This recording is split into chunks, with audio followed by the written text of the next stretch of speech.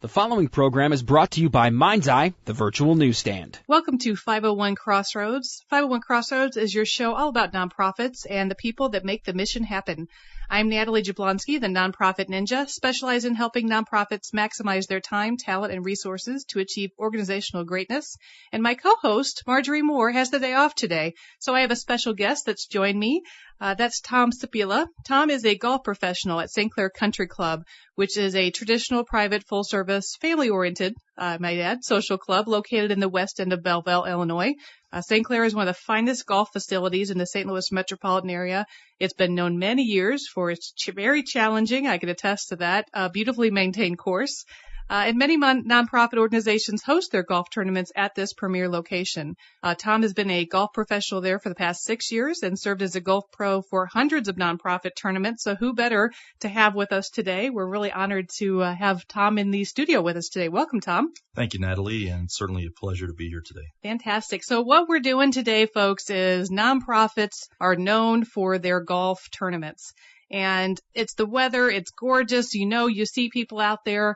I bet your course is buzzing, isn't it, Tom? Certainly is. Lots of people excited. And so what a better time than to let's brush up on some of our golf information, why we host golf tournaments, what's important to us, and things that we need to know as whether we're volunteering on the golf tournament, maybe we're a staff and we're running the golf tournament, whether you are a novice golfer or you are a super experienced golfer, or maybe you've never even stepped foot on a golf course. I think you're going to get some great stuff out of today's show, wouldn't you think? No question. And Natalie, it's just one of the great things about the game of golf is that you can play it your entire life, and with the use of electric carts and gas vehicles, players can get out there at any age and really enjoy the game. That's a great point. So we are talking about nonprofits who serve a wide variety of clientele regardless of the age. So great point on that. So why do nonprofits host golf tournaments? And of course, we know the number one reason is for fundraising, and that is a big piece of this. And you get that fundraising dollars through player fees, raffles, contests on the course, silent oral auctions, and we're going to talk about some neat tricks perhaps that you can implement on that area of fundraising. I think I also see donor appreciation. Don't you, Tom? When they come out, they get excited about playing a course, especially one like St. Clair? No question about it. A chance to play an elite country club and really enjoy that atmosphere, as well as the sponsors. In many cases will have signage on the course that'll recognize their business or their profession, which is kind of exciting to be out there playing the hole and having your name, so to say, on that golf hole. That's another great point. And don't forget, of course, donor prospecting. So these are people who you already have close to the organization, but often they bring their friends, their family, perhaps work associates with them. These are potential donors for your organization. So when we are talking about hosting golf tournaments, whether you have a current tournament within your realm of events or you've been pondering the idea, today you might be able to get some ideas. So let's do some true confessions. I love golf. I love chasing my ball down the fairway, and sometimes I can get it in the fairway. I like to be in the rough a little bit more. And when I tell people things like this, I often will either get a response or the deer in the headlights look. Right. Because they have no idea what I just said. Sure. So let's do some golf 101 terminology, shall we? So I was on a website called thebestgolftips.com, which is not near as good as having Tom in the studio with us today, but just getting some ideas of what are some of those basic tips that people need to know when it comes to golf. And I see this in sponsorships where they name their sponsorships after eagle, birdie, par, bogey. They have no idea what those words mean. In fact, truth be told, when I started in nonprofit management, I had the first golf tournament. I did not play golf. I hadn't ever picked up a club with the exception of miniature golf, which is a tournament all on its own, by the way. But I didn't know what the terms meant. I started golfing because I was a nonprofit leader and I thought it would be good for me to understand the game more. So what is this? What are these kinds? It sounds like a bunch of birds. Eagle, birdie, par, bogey. These are not collectible birds that we're putting on a shelf, right? That is correct. Yeah. Par is a great place to start. Par right. is actually a number that's associated with the length of a golf hole. Now, when you talk about the collection, there are typically 18 holes in a golf course. At St. Clair Country Club, par is 72. So par is going to be determined by each individual hole's length. And just to keep it simple, if a player, let's just say an experienced player, is able to drive the ball off the teeing ground onto the green, the putting surface, in one stroke, typically that's going to be a par 3. Okay. So they're going to drive the ball onto the green, typically 2 putts to put the ball into the hole. They've made a 3 and they move on. A longer hole or a medium range hole would be a tee shot off the teeing ground, then an approach shot, a second shot from the fairway to the green, once again, including 2 putts, which is fairly typical. Par 5, which are going to be the longest holes, simply a tee shot, that second shot, and then it's going to take typically a third shot of shorter distance to put the ball on the green in 3 strokes, add your 2 putts to get you to the par 5. So if someone says that this hole is a par 5, essentially what they're saying is for a good golfer, an experienced golfer, it would take an average of 5 times hitting the ball to be able to get it into the hole. Exactly. Okay. So that's par. That's where we'd all love to be, right? That certainly is a great place to set your goal, is to shoot par. So I'm going to go on record and say that I don't often get to enjoy par. I'm typically a little higher. So what's our next level of Well, when scoring? you start getting into scoring, you're looking, and I like to give the good news first. So you get to the term eagle. Eagle sounds great. There's actually, in addition to eagle, there's a double eagle. So if you happen to be on a par 4, that's a shorter par 4, and you were able to drive the ball into the hole in one, that's also called a hole in one, but it's a double eagle. So it's actually, you're getting to the point where you're 3 under par. On a par 3, if you were to put the ball in the hole on your tee shot, on that first shot, once again, that is an eagle, otherwise known as the elusive hole in one. Okay. So that's very exciting for a player in their entire golfing career to capture a hole in one, or maybe to do it a few times in a lifetime. Okay. So birdie then would be 1 less stroke? Or 1 more. So birdie would typically be 1 stroke less than par. Okay. So if you were to, on a par 3, drive the ball on the green, and instead of using 2 putts to put it in the hole, you made it on that first attempt. You made a 2 on a par 3. Now you've got a birdie, a 3 on a par 4, or a 4 on a par 5, which is a great score. And that's an under par score, and termed as a birdie. So essentially, an eagle would be 2 under par. A birdie is 1 under par. Par would be even. That's exactly right. And so someone like me who typically goes over par, then what is that called? Well, that's called a bogey. It's a bogey. And then we start getting into the numbers that are over par. So a single over par is a bogey. If you were to shoot 2 over par, say a 6 on a par 4, that would be a double bogey. Oh my goodness. There's no wonder that nonprofits are think this is complicated, but it's really quite simple once you get out there, right? That's right. It's pretty simple to keep track of the scores. For most players who are playing in nonprofit, these charity type of events, they're playing a scramble format. You're not always playing your own ball. That's a great point. So what is a scramble? Because I think people hear that and they're not even sure what that means, except for the fact that it looks like everybody's running around the course, right? And that's not right. what it is. That's exactly right. Yeah, scramble. I'm not sure where the name came from, but basically a scramble is all the players in the team would tee off the teeing ground, and then you have the opportunity to select your best drive. And after that drive has been selected, everybody would place their ball at that spot. Everybody would play a second shot from that spot. So some people like to term that as best ball or scramble. It's really best shot. Okay. The whole team is playing together from the same position all the way around the course. And this is a time where you could have players that maybe aren't necessarily experienced golfers, and they could shoot par for the first time because they've got the help of the team. Yeah, so it sounds like for those of you who are new at golf and you're trying to enter perhaps a nonprofit tournament, the key would be to get someone who can save you on some of those shots, and then you just kind of follow the leader around and learn from them, right? That's right. Choose a good partner. And also work on your putting, because putting simply is what wins games when you're talking about scrambles. You want to be able to knock that ball in the hole once you get on the all green. those times my kids or my parents took me to putt-putt as a kid, it's now paying off, right? That's right. The patience and concentration.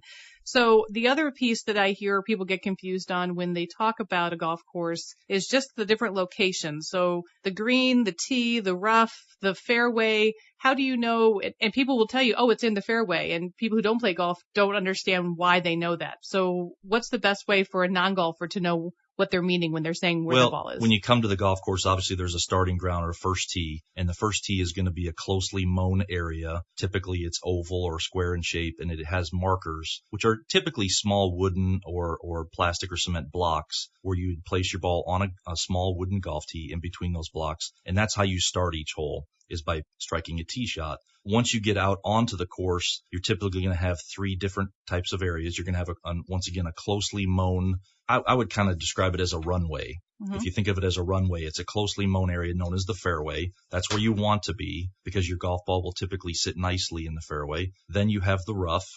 The rough is simply an area that is not mown closely, typically 2 to 3 inches. The ball will nestle down, makes it a little bit more difficult to hit your ball from it. And then you have what we call hazards.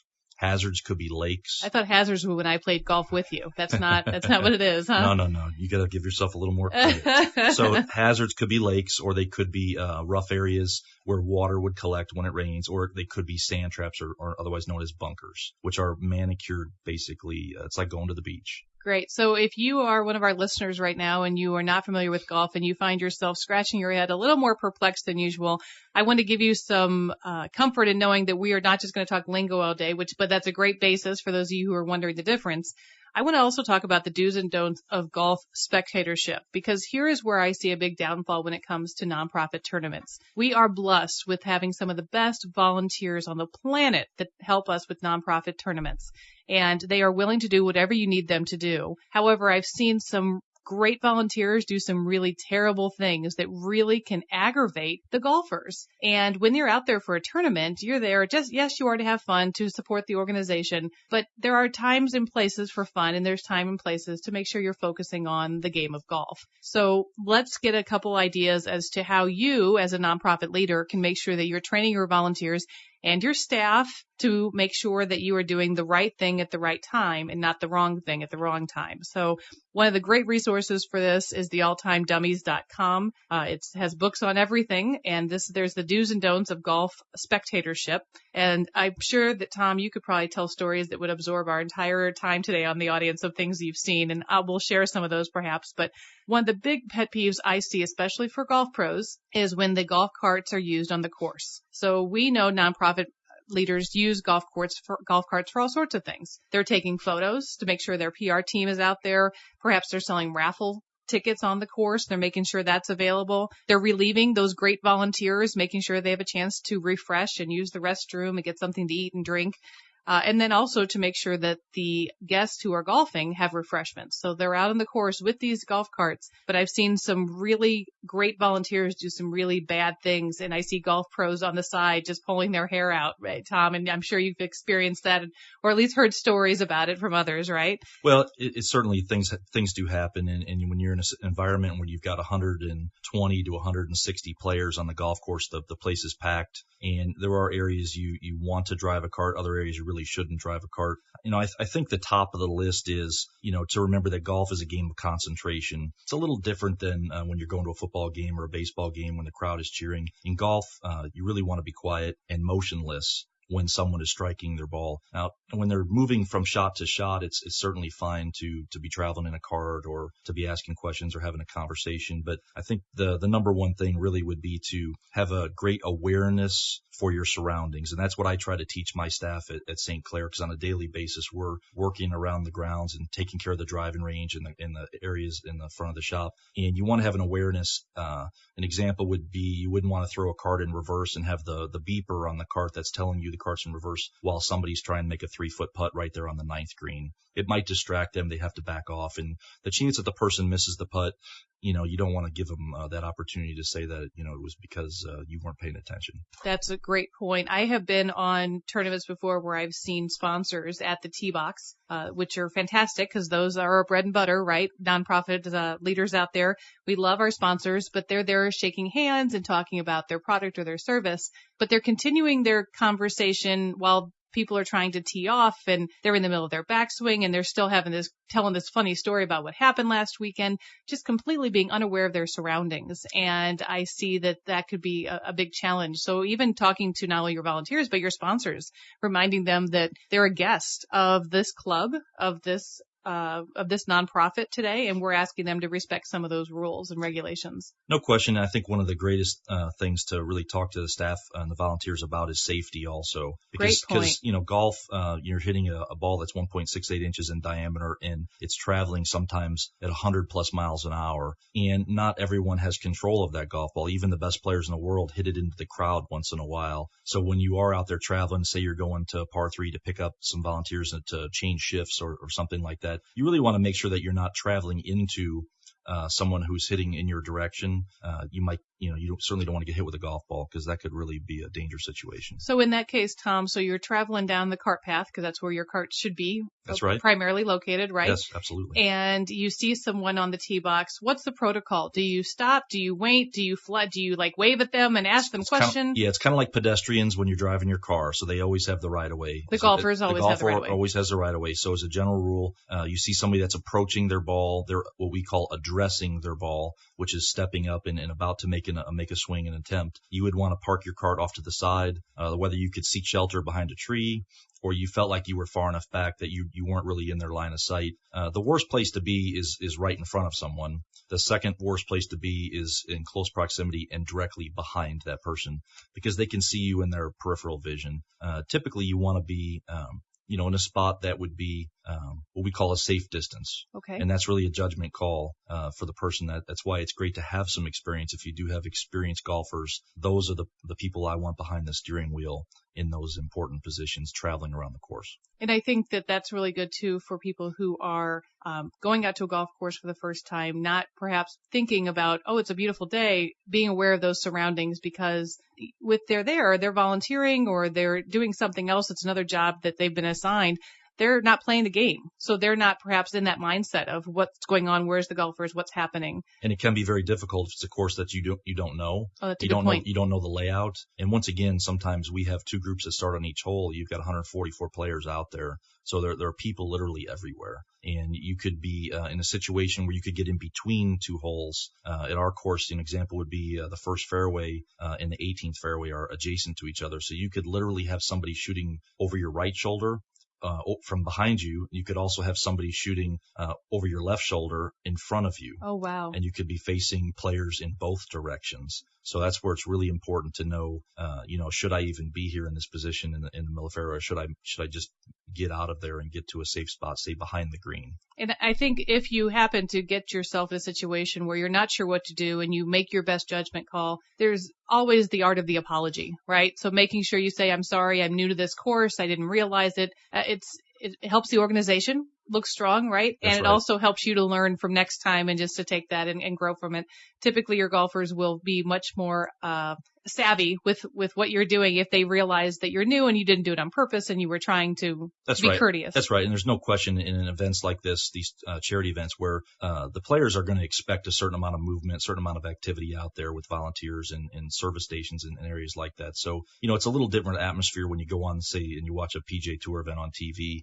The only people you're going to see in a golf cart in that situation is a rules official. And everyone else is walking. Speaking of rules, one of the things with golf carts, I think people don't understand the why behind it. So let's explain that a little bit, which is when they come up, they'll say it's an open course. So they'll say it's a 90-degree rule today with the golf carts. Sure. And then I see someone take a golf cart and fly right across the fairway and not even observe that, which is probably the groundskeeper at your organization's probably, sitting there going, are you seriously? But there's a real reason on why we have those restrictions depending on the day. And tell us about that. Well, no question about it. And it really just has to do with the level of moisture on the golf course and the type of surface that you're on. The fairways here in this area, for most clubs, use zoysia grass, which is very bristly. It stands up really nice. It's like a very thick carpet, and you could drive your cart over it, and it pops right back up. It rebounds. It's very resilient. If it gets very wet out and the tires are making tracks so that the course is getting what we call marked up, then we will ask players to keep their carts on the cart path only on those days or times. Now, the rough is a different kind of grass. It's typically a fescue or a bluegrass, which is more like what you would have in your yard at home.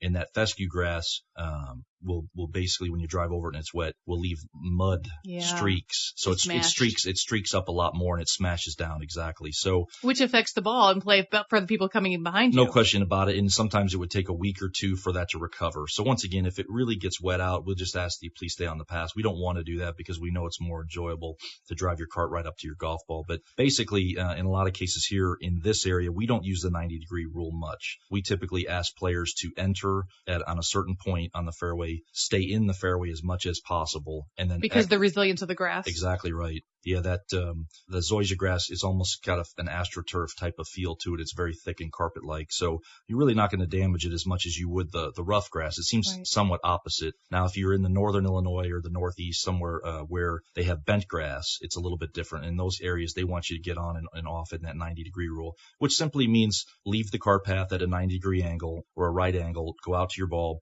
turn around and come straight back to the cart path. And you want to do that all the way around the course. That makes perfect sense. So it's really about respecting the golf course, respecting the golfers who are coming behind you, and respecting the rules of the game, which is part of the whole piece of golf, which goes back to another piece that I've seen, and that is appropriate attire on the golf course. Now, typically I don't see it as much with the golfers that are participating, because most people who have clubs know the appropriate attire for the club, or if they're not sure, they'll call the clubhouse ahead of time and double check. So I never really see as much of a problem there. But what I do see is people who don't know what to wear to a golf course and have not been familiarized with that.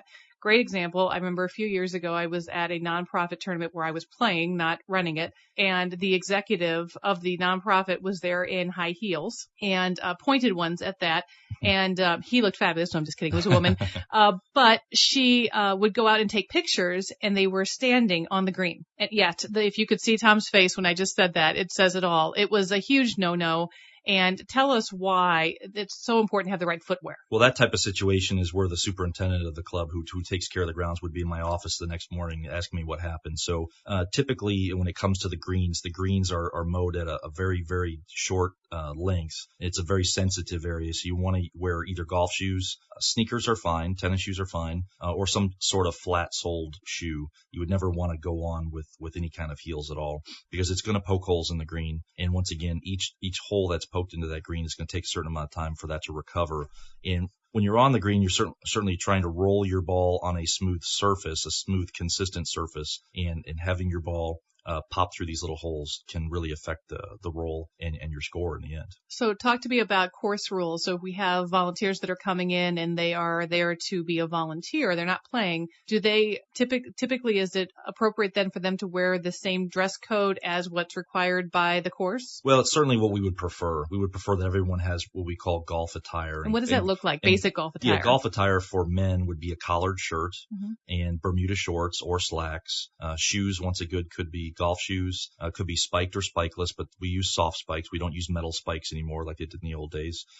For ladies, it would either be if it was a sleeveless shirt, it would have a collar. If it had sleeves, it doesn't necessarily have to have a collar. And then either a skirt, a skort, shorts, or slacks. All that's good. Denim is not allowed, generally speaking. Okay. So all great tips for volunteers of nonprofits that are listening and trying to figure out how they would be dressing for this type of event, because it is a wonderful day, a great day to engage your staff, engage your donors, engage potential new donors, and that's what it's all about. So the other piece I want to talk about today that I think will be very helpful for our listeners is golf fundraising techniques. Now, I know I was on a website, premiergolfsolutions.com, and we'll be sure to make sure we post that article up so that you have that information. It talked all about different types of contests that are available, what they call more traditional contests, and these are ones that we hear at almost every tournament. So your longest drive or your straightest drive, your longest putt or a putting contest of some sort, and then perhaps maybe a closest to the hole or a hole in one. So let's talk about a couple of those, and then we'll talk about some maybe non-traditional things that you've seen, Tom.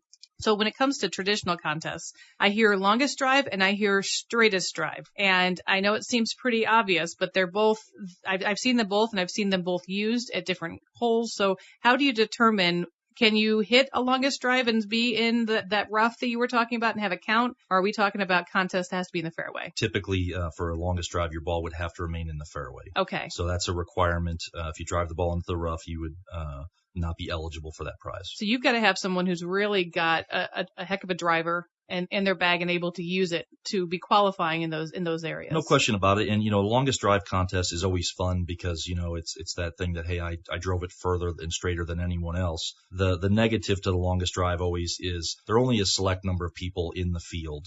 especially if you have a group that maybe are not avid golfers, and a lot of people are just kind of coming out. They play a couple times a year. They may not have the ability to really hit a 250 plus yard drive. If you got a half a dozen or 10 players in the field who are very good players, one of them most likely is going to win that prize. So do you think that's why you see some tournaments now moving towards this concept of the straightest drive? I think they're both good. The straightest drive, generally speaking, anyone can win that. I mean, you just simply need to hit it down the middle of the fairway. Typically, we put a paint line right down the center of the fairway, and we put a sign out, and you simply a measurement. If your ball is 4 inches from that line, 6 inches, and you could have driven the ball 120 yards off the tee, or you could have driven it 300 yards off the tee.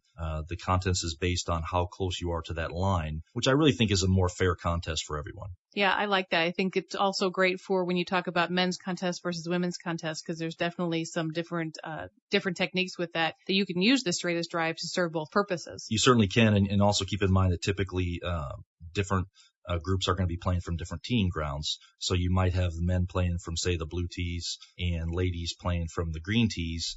They might have a certain advantage, and you might find a spot where a lady will win the longest drive simply because of the way the hole is set up. Wow. So then we go to putting. So we have longest putt that I've seen, and I've also seen people do a putting contest. And what I'm really curious about with the putting contest is, how does the golf pro pick which hole will be used that day for the putting contest? Well, for a putting contest, typically what we would do is we use our putting green, which is a practice green. It's right near the first tee. So as contestants come off the 18th hole, they would stop by the putting green and take a shot at a very long, difficult putt. And once again, if you're going to have 140 plus players in the field, everybody gets one shot at it. It's pretty exciting if you're the one that captures, either makes it, or you end up with two players that make that putt. We have a little playoff and see who wins the prize. For the longest putt, I typically like to find a long, difficult hole on the course where it's not easy to hit your ball close to the hole in one shot. Okay. Like a long par 3, our 16th hole is a great example. It's 218 yards from the back tee. And, to knock it on the green is an accomplishment. To knock it on the green close to the hole is really difficult. So you end up with a lot of players who have 20, 30, 40, 50 foot putts. And once again, a chance to drain that long putt and win the prize is pretty neat. Fantastic. So some more fun, some non-traditional contests that we've seen that really work. I love one of the ideas on the premiergolfsolutions.com, which is the double your tickets concept. So this is someone who the nonprofit has raffle tickets or attendance price tickets, however they're doing it, but obviously you're paying to play, right? A 50-50 or a prize, and they will be out there, and for double the tickets, they can risk, but ahead of time, they say, yes, I'll buy my tickets here. And then if they are able to achieve whatever that goal is, get it within a circle or so many inches within the hole, then they pay them a double ticket turnout. So it's a win-win. Someone's buying tickets. Absolutely. And it's great because then someone also gets a chance to win even more tickets, more chances to win. No question about it. It's always a greater chance that somebody's going to enter when they know if they excel with their shot that they're going to get double the prize. I love that. What are some of your favorite contests that you've seen? Well, the Beat to Pro is always a fun one. We use it at the club several times a year. Tell me what that is. Typically, we'll have either myself or an assistant pro out on the course, typically on a par 3, and the contestants that are playing in the event have a chance to, let's say, have a little contest against the pro, where the pro will hit a shot, and then the players in the group get to hit a shot. If the players hit the ball closer to the hole on their tee shot than the pro, then they win the prize. What I love about what I hear you saying is that the golf pro is actually out there interacting with the golfers. And I think that's a big excitement for people who are golfing, because now they can ask you tips and questions and how did you do that and what would you recommend? And I bet you get asked that a lot anyway, just by your profession. Well, there's no question about it. And, in a situation like this, there's always an opportunity to jump in and help a player. You've got somebody who has a weak grip, or they're just really not set up to the ball properly. It's a great chance for the pro to step in and say, hey, by the way, this is something that you could do to really make a difference in your game. It's a small thing, but you'll see a big difference over time. And they walk away with a free tip. That player might come back and you might get a phone call later and say, hey, that really worked for me. Can I schedule a golf lesson? That's fantastic. And I got to tell you, every tip I get for my golf game couldn't hurt, right? And even the best golfers out there are constantly improving. They're constantly learning that craft, because it's all about a contest against yourself. And I think it's what makes golf so exciting. And for nonprofits, it's a great opportunity to really get those people engaged and excited about what you're doing and your mission, and raising a little money at the same time, which is absolutely wonderful. No question. And, for our standpoint at the country club, we're looking for the players that come to play in these events to just have a tremendous experience and to walk away